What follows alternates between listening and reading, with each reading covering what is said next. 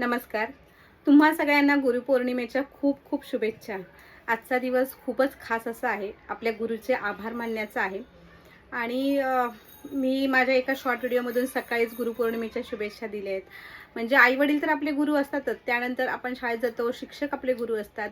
पण आयुष्याच्या या प्रवासात जे लोकं आपल्याला भेटतात, काही लोक आपल्याला चांगला अनुभव देतात, काही लोक आपल्याला वाईट अनुभव मिळतो त्यांच्याकडून. तर या चांगल्या वाईट अनुभवांची शिदोरी जे लोक आपल्याला देतात त्या सर्वांना गुरुपौर्णिमेच्या खूप खूप शुभेच्छा. आजचा हा गुरुपौर्णिमेचा दिवस का साजरा करतात किंवा कोणासाठी साजरा करतात हे माहिती आहे का? आता का साजरा करतात तर आपल्या गुरुप्रती आपलं जे प्रेम आहे, आदर आहे, तो त्यांच्याप्रती तो दाखवण्याचा किंवा आपल्या गुरुसाठी काहीतरी करण्याचा असा दिवस असतो.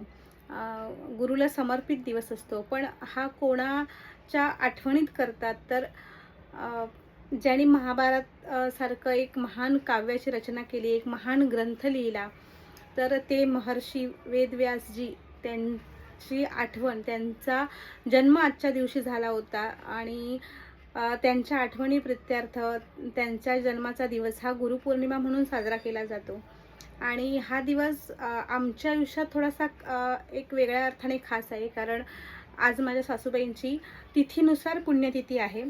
आणि आजच्या दिवशी गुरुपौर्णिमेच्या दिवशी त्या या जगातून गेल्या होत्या. त्यामुळे माझे मिस्टर आजच्या दिवशी फार असे थोडेसे इमोशनल असतात. त्यांना ह्या दिवशी त्यांच्या आईची आठवण येते. साधारण 23 वर्षापूर्वी माझ्या सासूबाईंचं गुरुपौर्णिमेच्या दिवशी निधन झालं. आणि त्यांना ही गोष्ट म्हणजे प्रत्येक मुलाला आपली आई जास्त प्रिय असते. आणि तिचा जो जाण्याचा दिवस असतो तो त्याच्यासाठी खूप वाईट असतो. त्यामुळे त्यांना खूप आठवण असते आपल्या आईची. आणि त्यासाठी तिला आवडणाऱ्या ज्या गोष्टी असतात तर ते त्या दिवशी घेऊन येतात, पूजा करतात फोटोची, तिच्या फोटोसमोर त्या सगळ्या गोष्टी ठेवतात. तर अशी ह्या गुरुपौर्णिमेची अजून आमच्या आयुष्यात एक आठवण आहे. तर मी तुम्हाला गुरुपौर्णिमेच्या दिवशीचा आजचा माझा व्लॉग, मी पुढे काय काय करणार आहे किंवा त्या सगळ्या गोष्टी तुमच्याबरोबर शेअर करते या व्हिडिओच्या माध्यमातून. तर मी शॉर्ट व्हिडिओ बनवतेच नेहमी, पण लाँग फॉर्मॅटचे म्हणजे मोठे व्हिडिओ असतात ना, ते फार कमी बनवते. म्हणजे माझ्याकडे बरीच कारणं असतात त्यासाठी. पण असं मी प्रयत्न करेन की जास्तीत जास्त मोठे व्हिडिओ बनवण्याचा प्रयत्न करेन. आणि हे जे आपलं माझं यूट्यूब चॅनल आहे ते जास्तीत जास्त ग्रो होईल, अजून लोकांपर्यंत पोहोचू यासाठी प्रयत्न करेन. तर हे आहेत माझे सासू सासरे, जे की या जगात नाही आहेत. माझ्या सासूबाई 23 वर्षापूर्वी गुरुपौर्णिमेच्या दिवशी या जगातून गेल्या. त्यामुळे आजच्या दिवशी तिची अशी एक आठवण असते, तिची पुण्यतिथी असते. त्यामुळे त्यांच्या फोटोची छान अशी पूजा वगैरे करतात. त्याच्यानंतर माझे मिस्टर त्यांना, माझ्या सासूबाईंना जे गोष्टी खायला आवडायच्या तर त्याही घेऊन येतात, त्या त्यांच्या फोटोसमोर ठेवतात. ते माझ्याकडे स्वामींची ना ही एक फ्रेम आहे.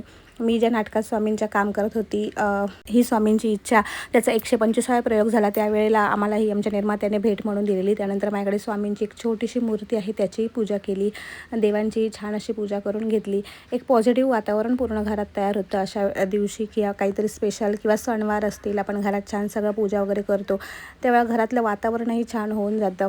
इथे मी दिवा गेलेला, त्यानंतर मी शूट घेतलं आहे, नाही तर तुम्हाला असं वाटेल की दिवा का नाही पेटत आहे. त्यानंतर संध्याकाळी आम्ही गेलो आमच्या इथे जवळच असणाऱ्या स्वामींच्या मठात. आता तिकडे मी ह्या मठात पहिल्यांदाच जाते, कारण आमच्या इथे ईस्टला जो मठ आहे तिकडे मी नेहमीच जाते. ह्या मठात पहिल्यांदाच जात होती. म्हटलं थोडंसं गर्दी कमी असेल. आणि दुपारी आम्ही लवकर निघालेलो, कारण संध्याकाळी बरीच गर्दी होते, त्याच्यामुळे म्हटलं लवकर जाऊ. पण तरी पण आम्हाला थोडीफार गर्दी मिळालीच. पण एकंदर तिकडचं वातावरण छान होतं, एक पॉझिटिव्ह एनर्जी होती, बरीच लोकं आलेली.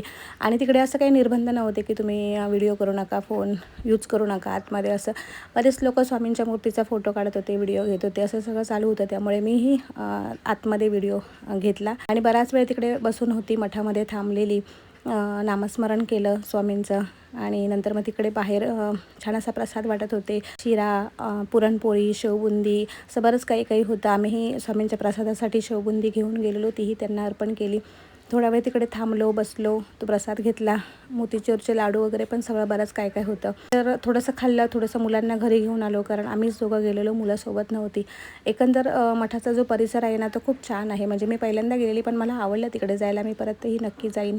दुपार असून पण बरीच लोकं तिकडे आलेली, खास करून महिलांची संख्या खूप जास्त होती. आणि सगळे लोक अगदी पद्धतशीर लाईनमध्ये सगळ्या गोष्टी व्यवस्थित करत होत्या. तर असा होता माझा आजचा एक छोटासा व्हिडिओ. आणि हो, गुरुपौर्णिमेच्या माझ्या संपूर्ण यूट्यूब परिवाराला खूप खूप शुभेच्छा. आजचा हा छोटासा व्हिडिओ तुम्हाला कसा वाटतो ते मला कमेंट करून सांगा. व्हिडिओ आवडल्यास लाईक, शेअर, सबस्क्राईब करा आणि हा संपूर्ण व्हिडिओ तुम्ही पाहिल्याबद्दल तुमचे मनापासून आभार.